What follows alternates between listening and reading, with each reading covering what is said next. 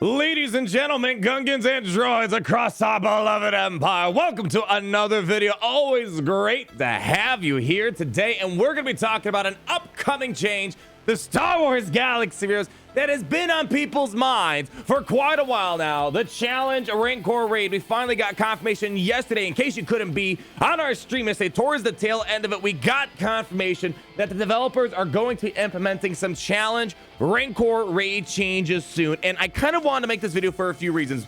Firstly, to kind of give a little bit of history about why they're doing some changes, because there's been a Supreme Leader Kylo Ren solo in Phase 1. Haven't really talked about it because I had a feeling Capital Games is going to nerf it, and it seems like these changes will be affecting Supreme Leader Kylo Ren more specifically, but also I kind of want to talk about my personal experience. It's a little bit overdue, but I said I kind of wanted to give my review of the challenge Rancor Raid, and although there are changes coming, I have a few complaints and some feedback I want to give that hopefully can be implemented, because one of the biggest problems I see at the challenge Rancor Raid is it's causing a lot of grinding for guild members, and I've even seen guilds fall apart because of this concept due to the coordination and the bad reward structure. So we're going to talk about all that today, but let's get the history out of the way first. In case you don't remember, at the beginning of this year, I showed that Supreme Leader Kylo Ren literally dominates the Rancor Raid, especially in Phase 1. I showed you can get 50%, around 20 million damage, give or take. Well, with the same lineup, but a really good modding structure. You may have seen this, right? I'm going to leave a link down below. You can watch it yourself. Peter Morton took the lineup and did some extreme modding, and they were able to solo Phase 1 of the Rancor Raid. And it's kind of sad that this is what finally got Capital Games to, at least from what it seems like from the outside, to start looking into making change on the Rancor Raid. Not the guilds complaining about the rewards and guilds breaking up and the coordination issues, but it seems like we're going to be having some changes as a result of this Kylo Ren. So links down below. It still works as of now, but things could be changing shortly here in the near future. Let's go ahead and run some gameplay of one of my previous runs and the challenge Rancor Raid. Now, I'm someone that's been consistently getting top 5 challenge Rancor and sometimes even number 1 inside the challenge Rancor Raid, but still there are so many problems that I'm seeing both in my guild and, more importantly, guilds talking to me about their experience, and especially guilds that aren't really Kraken based. Let's talk about, firstly, before we get into my personal experience here, the confirmation that changes are coming. Bringing you guys over here, we see CG Doja yesterday announced that, hey, there's going to be changes to the challenge tier Rancor Raid, and more details will follow when I get them, and your patience has been appreciated. This has been kind of something, a long stream of a thread on the forums here, and we're finally getting this update to happen. So they don't have an exact date as to when these changes are happening, but they think they're going to be coming sooner rather than later. And moving on, they're thinking, they're kind of teasing, they're not really giving us the full details right now, but they're thinking that overall it's going to be related to the overall experience of the raid, and they're not going to be surprised to learn if the changes deal with the Supreme Leader Kylo Ren raid issue. And moving on beyond that, I am going to complain about rewards a little bit, more specifically Relic Gate, not so much the gear and the currency. One of my biggest complaints is the Relic Gate, which should be the main motivator for doing this Rancor Raid, but they're saying right now that they're not expecting changes to happen to rewards. And I'm going to try to make a case to at least make the Relic 8 a bit more flat throughout the guild for a variety of reasons, as I'll mention in a short moment here. And then here's the confirmation that they're saying that it's probably not going to be that long until we finally get these changes. So changes are going to be happening, which is good, because that was one of my biggest complaints, is that it feels like this raid wasn't thoroughly tested from a guild perspective. It sounds like they kind of just made it really tough, and they didn't really take the perspective of what guilds are going to have to go through. So here is what my main complaints are, and it really comes down to the guild coordination problem. We have to understand that this game, there's people all around the galaxy with various personal life stuff going on, whether it's work or family, and of course the main issue being time zone problems. There's lots of guilds of people all over the galaxy, so they're going to be different time zones. Some people will be sleeping, some won't. Of course, there are some guilds that are all within the same region, give or take, so this might not be a problem. But one of the biggest complaints I've seen about this raid, and I'm hoping Capital Games addresses, is guild coordination, relying on airplane mode, waiting as a guild collectively, and dropping damage collectively. It's kind of a several part issue mushed into one. But in case you guys have not experienced the challenge Rancor Raid, it's not like any other raid experience. Normally with the other raids, like the heroic AAT raid, the Sith raid, or even the original Rancor Raid, each person just goes in, does their damage, and they don't have to wait for the rest of the guild to get together to drop damage. How the challenge Rancor Raid is working is it needs a major quality of life issue, because the problem is with the Rancor Raid, every 20% damage happening to the Rancor Raid, it's getting more deadly, it's getting more powerful, it's getting faster. And the problem is, if you just let people go in willy-nilly, just going in, dropping in their damage, and the next person follows up, their run is going to be a lot more difficult. So the strategy guilds are using to tackling this raid, you may have seen me do this on live streams, is they go in together at the same time when it's at 100%, they do the run, but they stop right before they're about to lose, or they keep airplane mode on in case it accidentally ends a little bit sooner than they think, and they try to get the guild to go into Discord, for example, and either verbally or report to a bot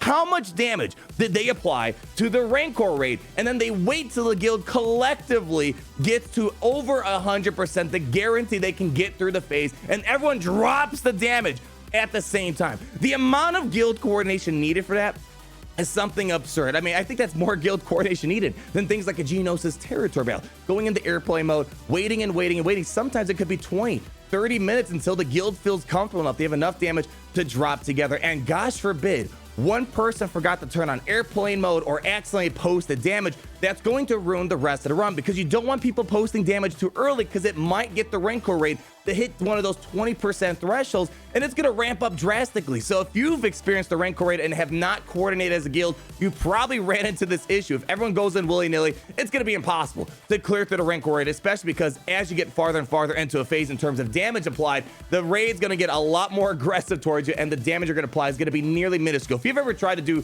the final 20% of any phase, you get kind of smashed pretty easily, and you can't really do more than like a 10 to 20,000 damage. You've probably seen that happen to me quite a few times in the live stream. So there's a lot of issues to pull out there in regards to the airplane mode, people waiting, putting together the damage. It's just really difficult, and especially in a raid like this where people might be in different time zones and different responsibilities, it's hard to get people in together to drop damage collectively. So that is hopefully one of the biggest problems they're going to resolve outside of their concern with Supreme Leader Kylo Ren, because Supreme Leader Kylo Ren seems to have started that conversation. Okay, we got to look into this challenge Rancor Raid, because they originally sold the Rancor Raid as something that will not be soloed by any type of character out there. Supreme Leader Kylo Ren, we're looking at you. We all know you're the raid king out there, and that's why they implemented the stacking up damage, or the constant damage and the speed that's increasing on the Rancor as things get through. Well, the easiest solution to that, because here's the thing, yeah, there's difficulty to it, but the biggest complaint I see out there is, one,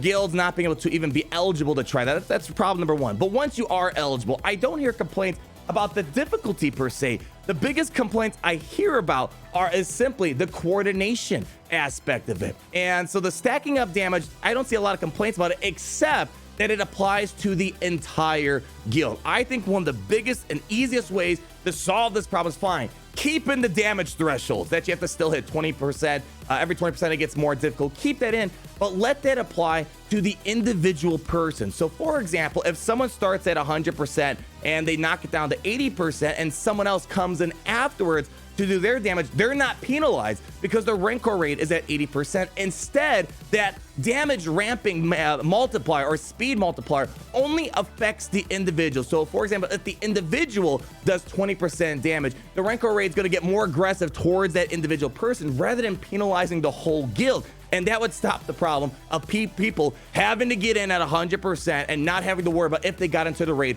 a little bit later. And also, that allows players of other time zones to get in later on. So for example, if you're in the US, you can do the first batch of damage and then leave it for the other people on the other side of the galaxy to do their damage, and the people doing it later are not going to be penalized. I think that is going to be the easiest solution to this if they want to keep the stacking up damage as well as the speed on the Rancor Raid apply to the individual and not to the entire guild, so we can avoid the airplane mode and the mass damage drop. I think that's probably I have a feeling that's going to be kind of the direction Capital Games goes down. But again, that is just speculation. Don't want to guarantee that, although that would solve a lot of the problems out there. And especially, we're going to start talking about I don't know how to put it, the Discord or the problems that this raid has caused for guilds internally, not just because of difficulty. Every time I get a new territory out, a new raid, it's natural for guilds to break up, dissolve, merge guilds. But one of the biggest problems is that damage multiplier. If people start posting too early by accident, I've seen guild members argue, they fight, they say nasty stuff out there, and guilds ultimately break up because they're tired of people posting damage. We gotta avoid that. I think this is the easiest solution. The other problem I see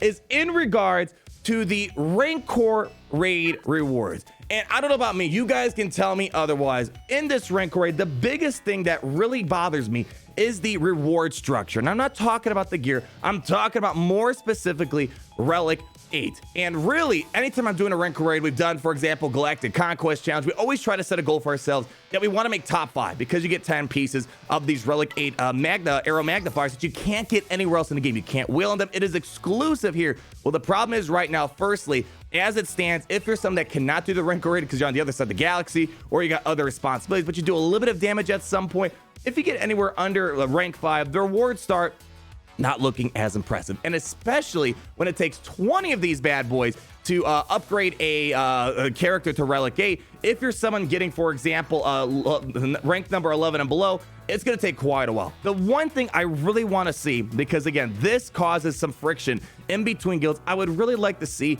the 10 Relic amplifiers at least stretch itself to top 25.